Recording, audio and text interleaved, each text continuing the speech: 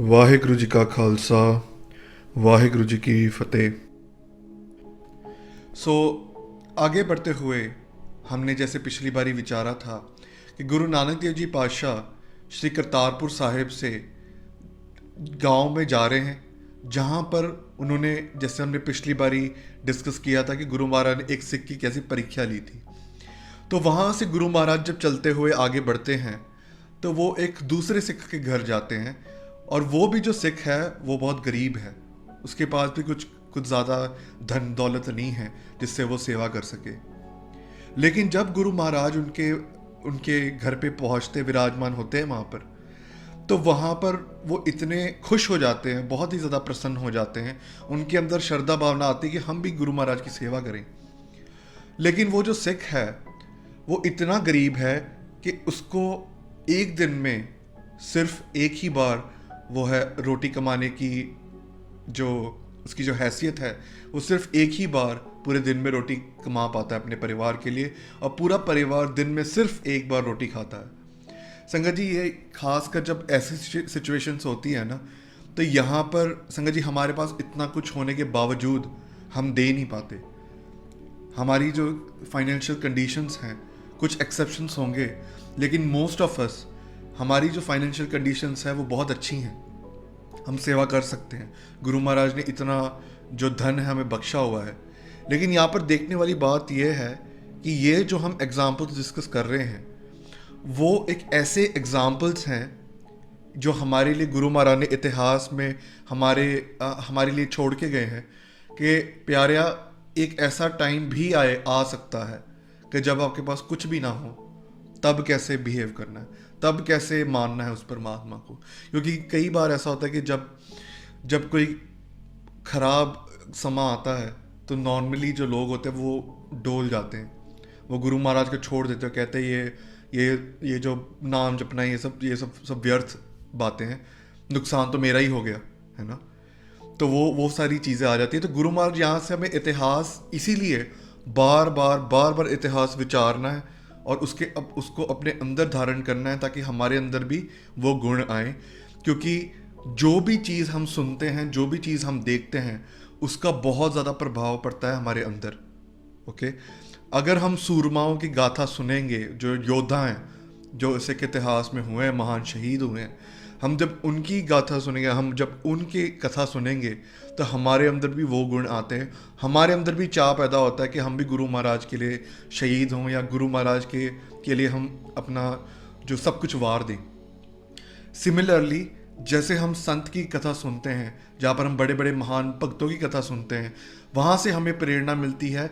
आपने ये चीज़ नोटिस की होगी कि जब भी आप गुरुमुख की कोई भी किताब पढ़ते हो या कोई भी आप कथा सुनते हो यहाँ पर, तो आपको एक खिंच पैदा होती है, आपको खिंचाव पैदा होता है कि हम भी नाम जपें। भले हमारा नाम उतना नहीं हम जप पाते, लेकिन तभी भी हमें एक खिंच पैदा होती है कि हाँ, अब अभी बैठ जाते हैं, हम अपना जीवन पूरा नाम जपने में ही लगा देते हैं। वो भले थोड़े टाइम के लिए रहता है, लेकिन वो रहता है। ठीक है, तो इसलिए हमें मेक श्योर करना है कि ज़्यादा से ज़्यादा हम इतिहास को सुने। हम ऐसा ना करें, संगत जी, कई लोगों का एक ऐसा एटीट्यूड आ जाता है कि मुझे ये साखी पता है, ठीक है, आई नो दिस। हम कई बार जाके बताते हैं ना कि अच्छा भाई तारू सिंह के साथ ऐसा हुआ था, वो कहते हैं वी नो दिस। ओके, तो वो जो वी नो दिस एटीट्यूड है उसको हम थोड़ा साइड पे रखें। क्योंकि होता ये है कि एक ही साखी से हमें बहुत सारे सिद्धांत हमें पता चलते हैं। जो एक ही साखी है वो जब एक तरीके से जोड़ा जाए तो वो एक कंसेप्ट समझाती है, अगर दूसरे तरीके से उसको विचारा जाए तो वो दूसरा कंसेप्ट समझाती है। एक ऐसा ही उदाहरण हम आगे चल के हुए लेंगे, तो हमने पिछले सेशंस में भी डिस्कस किया है। तो बार जितनी ज़्यादा बार आप इतिहास पढ़ोगे, जितनी ज़्यादा बार आप गुरबानी का अभ्यास करोगे, धीरे धीरे करके वो आपके अंदर बदलाव लाना शुरू कर देगी। ठीक है, सो इसलिए हम थोड़ा ध्यान से सुने कि कौन कौन सी घटनाएं वापरी थी और कैसे उस सिखों ने उस सिचुएशन को कैसे टैकल किया था, ताकि हमारे जीवन में भी अगर ऐसा कुछ आ जाए तो हम फिर देख पाएँ कि हमें क्या करना है। ये एक गुरु महाराज ने मार्ग बख्शा है और बहुत ज़्यादा बख्शिश की है हमें इतना महान इतिहास बख्श के। तो वहाँ पर हम वापस साखी की ओर आएँ तो वहाँ पर जब गुरु महाराज उस सिख के घर जाते, एक भी समा खाने के लिए नहीं है, तो जब जैसे ही गुरु महाराज विराजमान होते हैं घर पे, तो वो बहुत खुशी से सेवा करता है, बहुत खुशी से खाना खिलवाता है।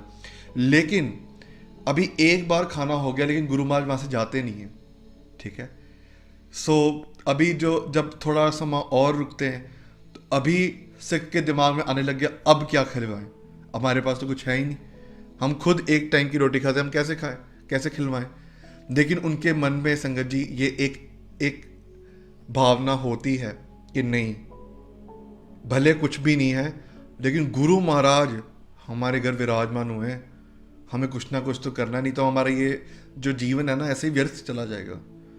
ये भावना होनी संगत जी हमारे अंदर बहुत ज़रूरी है। हमारे अंदर कई बार ऐसा होता है कि कई बार अगर हो भी ना हमारे पास खाना, अगर कोई दो, जैसे फॉर एग्जांपल लंगर की बात करें, ठीक है, जब कोई लंगर की सेवा करता है, जब कोई 2-3 से ज़्यादा रोटियां मांग ले ना सेम इंसान, तो हमें लगता है अंदर से एक एलिमेंट आ जाता है कि भाई कितना खाएगा, है ना। तो वो सब चीज़ें तभी आ रही है जब अटूट लंगर बरत रहा है 2400 घंटे, तभी भी ये भावना आ जाती है। लेकिन ऑब्वियसली जब गुरु महाराज कृपा करते हैं हम पे, हमें सोजी बख्शते हैं, तो वो हम थॉट्स को कंट्रोल करने की कोशिश कर रहे होते हैं, ठीक है, वो एक लड़ाई अंदर चल रही होती है, लेकिन एक समय के लिए वो आती है दिमाग में, ठीक है। लेकिन ये सिख के पास कुछ भी नहीं है, फिर भी उनके मन में ये चीज़ है कि मुझे सेवा करनी है, ठीक है। तो अभी वो क्या करते हैं कि वो बाहर जाते हैं, और जितने भी उनके घर में जितना भी सामान होता है ना संगत जी, ये कोई आसान बात नहीं है संगत जी। हमारे पास अगर इतनी अच्छी तनख्वाह भी हो ना, 20,000 की, 30,000 की, जितनी भी है, जितना भी हम कमा पाते हैं संगत जी, दसवंध नहीं निकाला जाता हमसे, ठीक है। दसवंध मतलब जो 10th part of the earning, जो गुरु महाराज का हुक्म है कि मिनिमम इतना तो देना ही है। कई बार मेरे कई कजन से विचार होती है कि दसवंध देना, कहते हो तुम देते हो दसवंध, इतना बड़ा पार्ट, इतना ज़्यादा पैसे, तो वो संगत जी ऐसा ही होता है वो, ठीक है। हम 10th part of the earning दे नहीं पाते, मतलब इतना कुछ मिल रहा है तो भी। लेकिन संगत जी ये गुरु का प्यारा क्या करता है, जितने भी घर में सामान है ना, जो नेसेसिटीज़ हैं, उसको वो बाहर बेच के आ जाता है, और वो बेचे हुए सामान से जो उसको पैसे मिलते हैं, वहाँ से एक तन इकट्ठा करके वो गुरु महाराज के लिए वो जो सामग्री होती है, जो पकाने के लिए जो मटेरियल्स होते हैं, वो घर पे लेके आता है, और अपने जो वाइफ है उनको कहते हैं कि आप पकाओ और गुरु महाराज की सेवा हो। संगत जी यहाँ पर रोल दोनों का ही बहुत है, जो सिख है वो भी, और जो सिख की जो पत्नी है वो भी, क्योंकि संगत जी दोनों एक साथ चलते हैं, दोनों एक दूसरे की संगत करते हैं। अगर एक भी तरफ से आ जाए ना, अगर वाइफ बोले कि भाई ऐसे कैसे होगा, हमारे पास खुद के लिए खाने के लिए नहीं है, जाओ इनको कह दो कि ना आए, है ना, या फिर जो हस्बैंड है वो ऐसा हो जाए, तो बहुत मुश्किलें हो जाती हैं। तो यहाँ पर जो कृपा है वो दोनों पे है, सिख पे भी है और जो सिख की जो पत्नी है उस पे भी है। तो वहाँ पर वो जब घर पे जो सामान होता है वो लाते हैं, वो जो पत्नी है वो पकाती है, बहुत प्यार से सेवा भावना से पकाती है, और गुरु महाराज को खिलवाते हैं। लेकिन यहाँ पर फिर भी जो है गुरु महाराज वहाँ से नहीं जाते, गुरु महाराज जो है वो वहीं पर रुकते हैं। फिर अगले दिन क्या होता है कि जो कुछ सामान बचा होता है, तो उसमें संगत जी यहाँ पर एक टेस्ट की घड़ी आ जाती है, ठीक है। अभी होता क्या है यहाँ पर संगत जी, यहाँ पर छोटी छोटी चीज़ें देखने लायक है कि जो भावना है वो कितनी महान है, और हम अरदासें करें गुरु महाराज को कि ये भावना कहीं ना कहीं हमें भी बख्श दें, ये जो प्रेम है, ये जो भावना, ये हमें भी बख्श दें। होता ये है कि जब अगले दिन जब वापस वो कुछ सामान बेचने जाते हैं वो सिख, तो वो घर से निकलते हैं, जो सिख निकलते हैं घर से, उनकी जो पत्नी है वो भी किसी काम के लिए बाहर निकलती हैं, और उनका एक छोटा सा बच्चा होता है जो वहीं पर खेल रहा होता है, वहीं पर बैठा होता है। होता यह है कि जैसे जो पत्नी है वो कुछ लाने गई है बाहर, ठीक है, वो गुरु महाराज की सेवा करने के लिए जो सामान है उससे, उसके लिए जो खाना बनाना होता है, उसके लिए उन्होंने चूल्हा जलाया होता है, तो आग लगी होती है वहाँ पर, तो वो कुछ लेने जाती हैं बाहर, तो वो जो छोटा सा बच्चा होता है, तो वो आग उसको बहुत अच्छी लगती है अभी देखने में, है ना, तो वो क्या करता है, वो आग की तरफ चला जाता है और आग में झुलस के ही उसकी मौत हो जाती है। अभी जब वो पत्नी वापस आती है, ठीक है संगत जी, यहाँ पर सुनने वाली बात है, जब वो पत्नी वापस आती है, उसको जो अपने पुत्र का जला हुआ शरीर दिखता है, ठीक है, और वो कुछ नहीं कहती। क्यों?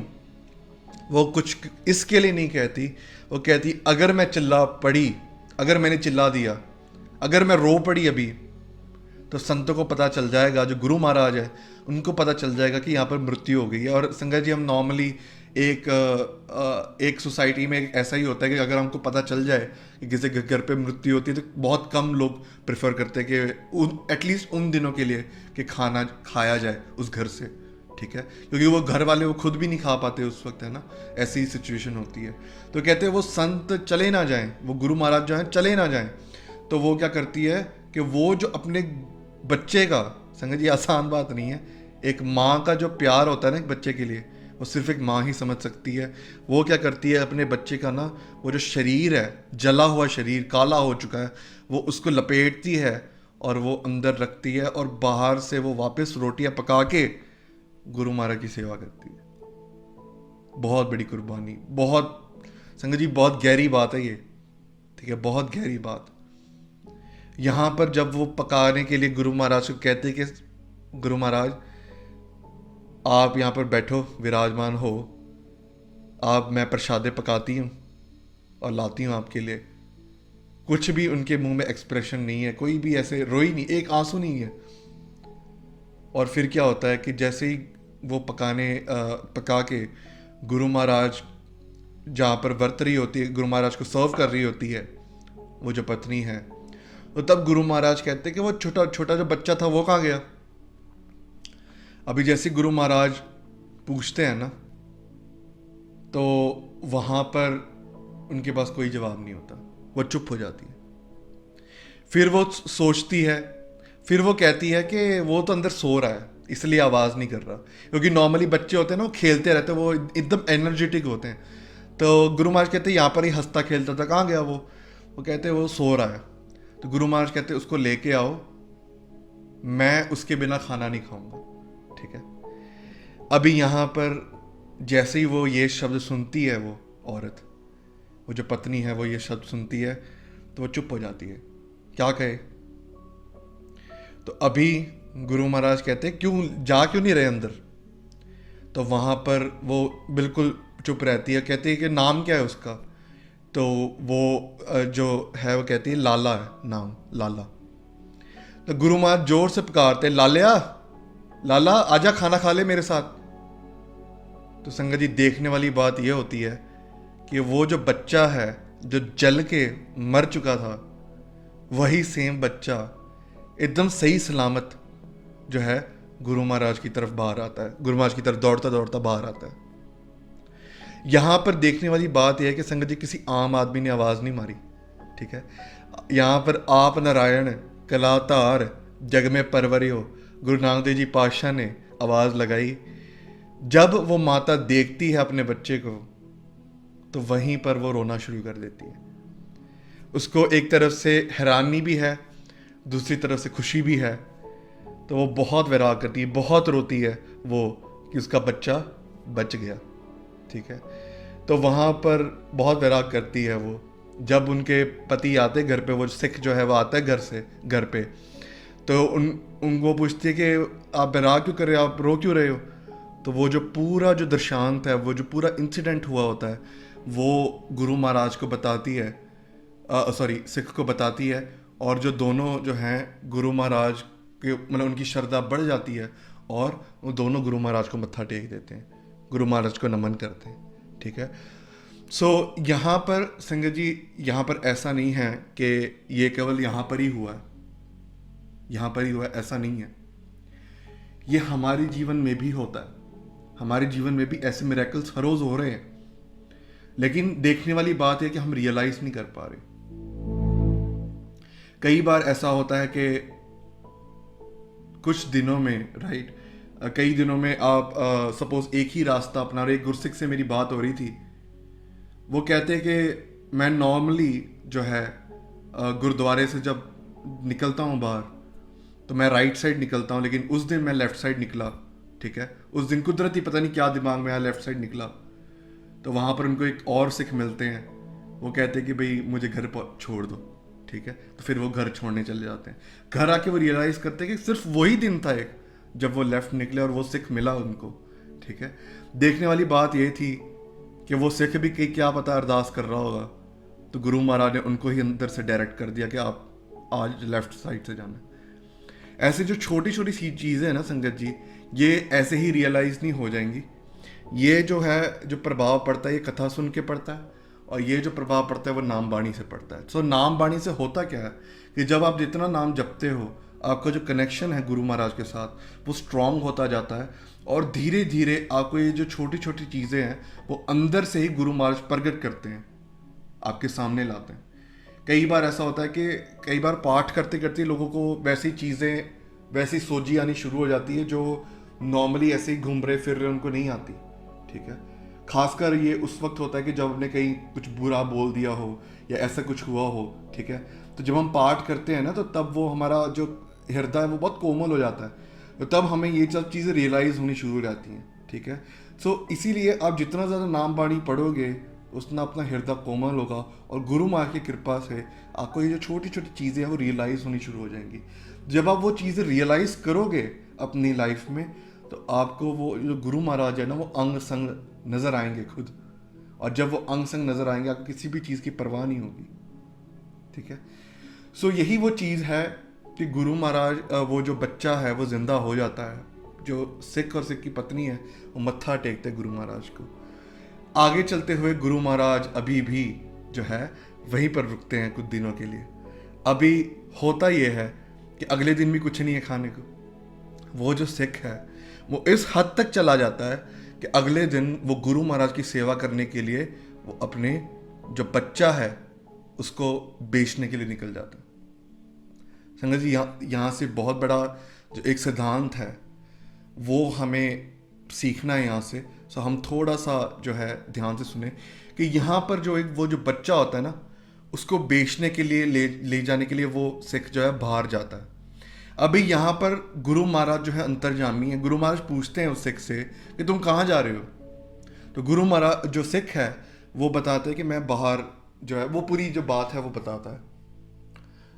वहाँ पर गुरु महाराज क्या करते हैं कि वो जो बच्चा है छोटा सा, ठीक है, वो जो छोटा सा बच्चा है वो अभी बिकने जा रहा है। बिकने जाने का मतलब ये कि वो किसी आदमी को बेच दिया जाएगा और वो पूरे लाइफ अपना उसकी सेवा करते करते ही निकल के मर जाएगा।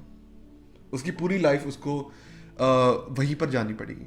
ठीक है, वहीं पर बितानी पड़ेगी। इन शॉर्ट वही है ना जो पुराने ज़माने में आज भी कहीं ना कहीं होता होगा। जैसे आप नौकर देखते हो, तो नौकर आज तो चलो सैलरी मिलती है, लेकिन पुराने ज़माने में वो जो स्लेवरी का कंसेप्ट था, ठीक है, वहाँ पर स्लेव्स बनाते थे, खासकर जो रूलिंग पार्टी होती है या फिर जो प्रिविलेज्ड सोसाइटी में जो होते हैं, राइट।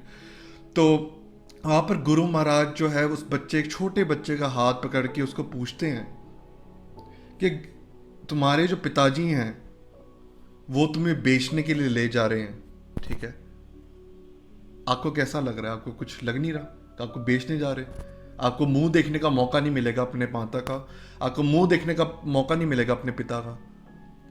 तो वो जो बच्चा है ना, वो बहुत ही सहज से उस अकाल पुरख के हुक्म में रह के वो बहुत ही प्यारी बात करता है।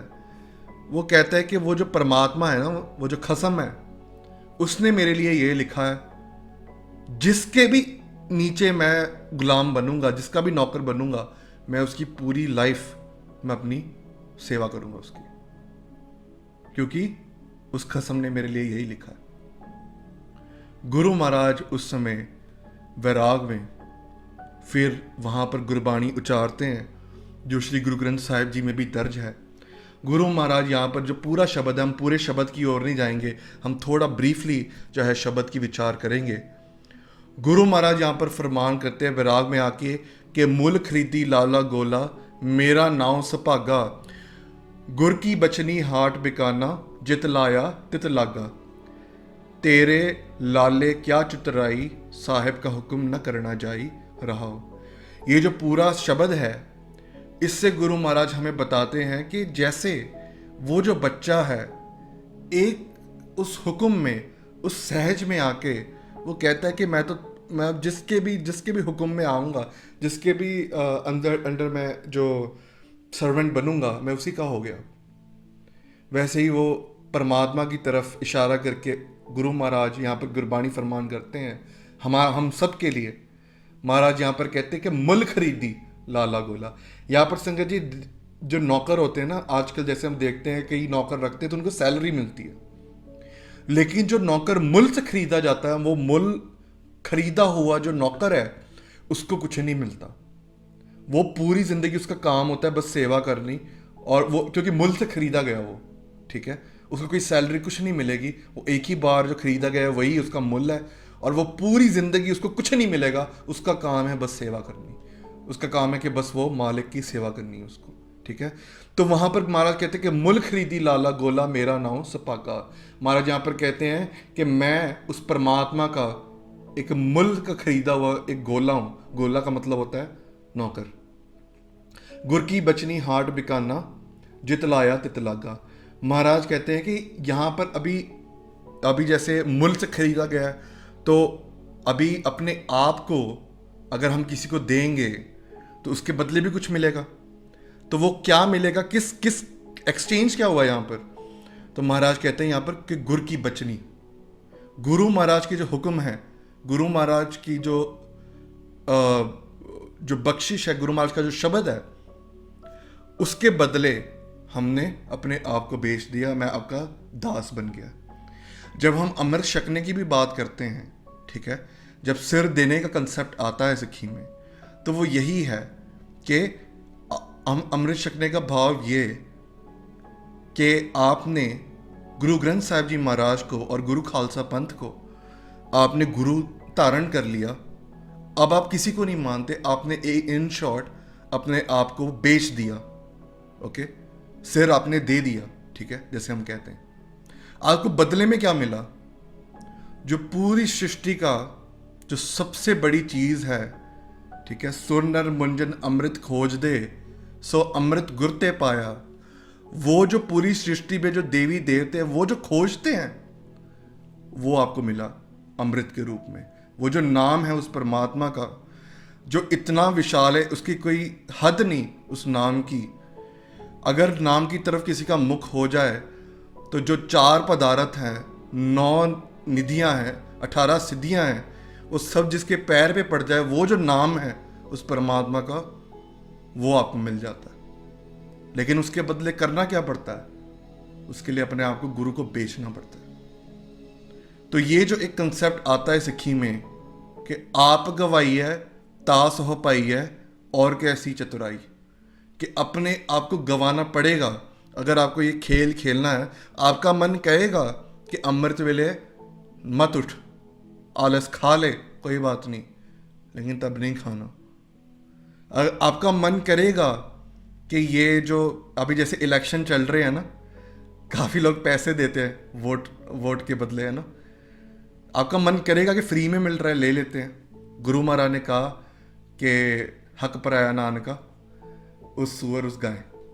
महाराज कहते हैं यहाँ पर कि जैसे हिंदुओं के लिए जो सनातन मत को बिलोंग करते हैं, उनके लिए जैसे गायें बहुत पवित्र होती है, जैसे मुसलमान के लिए जो सुअर है वो थोड़ा अपवित्र होता है, मतलब नहीं मानते उनको। महाराज कहते हैं कि ऐसे एक सिख के लिए ना, जो पराया हक है किसी का खाना, ठीक है, पराया धन या पराया तन को अपना मानना, वो हराम है, ठीक है। आपका मन करेगा कि मैं ले लूं, फ्री में मिल रहे हैं, लेकिन नहीं, आसान नहीं है ये, आसान नहीं है। लेकिन यही कंसेप्ट है कि अपने आप को देना। तो गुरु महाराज यहाँ पर फरमान करते कि गुर की बचनी हाट बिकाना जित लाया तित लागा। तेरे लाले क्या चतुराई, तेरे सामने मेरी क्या चतुराई चले उस परमात्मा जी, साहिब का हुक्म न करना चाहिए। कि हमारी इतनी हैसियत नहीं है कि हम आपका हुक्म मान भी पाएँ, लेकिन अगर वो परमात्मा चाहता है तो हम उस परमात्मा के हुक्म पे चल पाएँ। तो जैसे ही गुरु महाराज ये जो शब्द है, वो जैसे गुरु महाराज अपने मुख से फरमान करते हैं, तो वैसे ही जैसे जैसे महाराज वचन करते जा रहे हैं, वैसे वैसे ही जो पूरा जो परिवार है, वो जो बच्चा है, वो जो सिख है, जो उसकी पत्नी है, उनको 9 निधियाँ, 18 सिद्धियाँ, 4 पदार्थ, मुक्ति एक साथ गुरु महाराज उनको बख्शिश कर देते हैं एक ही बार में।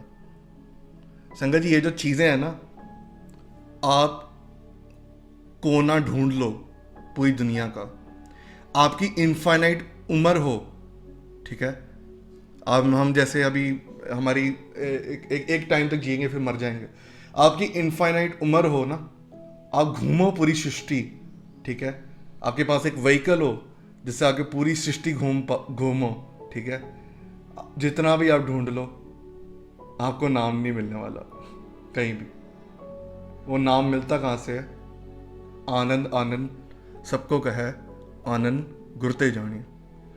वो जो गुरु है, जो सकल कला समर्थ है, वहाँ से ही आपको ये चीज़ मिलती है। लेकिन उसके लिए करना क्या पड़ता है? गुरु महाराज ने फिर फरमान किया कि मुल्क खरीदी लाला गोला, मेरा नाम सपागा, गुर की बचनी हाट बेकाना, जितलाया तितलागा। उसके लिए अपने आप को देना पड़ता है गुरु महाराज को, ठीक है। सो पुल्ला चुका लिखे मैं इतनी बेनती प्रवान करनी। वाहिगुरु जी का खालसा, वाहिगुरु जी की फतेह।